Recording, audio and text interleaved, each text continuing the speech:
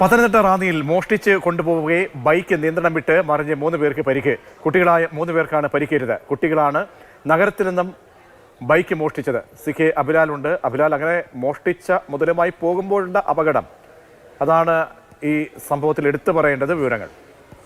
Pathanamthitta general ആശുപത്രി പരിസരത്ത് നിന്നും ഇന്നലെ രാത്രി 12 മണിയോടെയാണ് ഇരുചക്രവാഹനം മോഷണം പോയത്.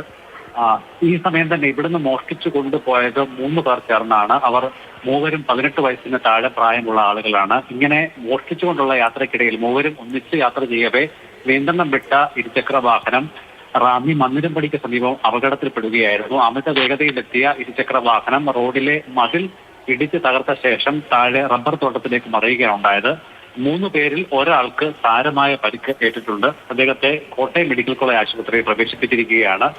വണ്ടിയിൽ യാത്ര ചെയ്ത മറ്റ് 2 പേരെ പത്തനംതിട്ട പോലീസ് കസ്റ്റഡിയിൽ എടുത്തിട്ടുണ്ട്. ഇവരെ വിശദമായി ചോദ്യം ചെയ്തു വരികയാണ്. യാത്രക്കാരായിട്ടുള്ള 3 പേരിൽ ഒരാൾ മുൻപും വാഹനമോഷണ കേസുകളിൽ ഉൾപ്പെട്ടിട്ടുള്ള ആളാണ് എന്നുള്ളതാണ് പോലീസ് നൽകുന്ന വിവരം. പ്രതികളുടെ വിശദാംശങ്ങൾ പ്രായം കണക്കിലെടുത്ത് പോലീസ് പുറത്തുവിട്ടിട്ടില്ല.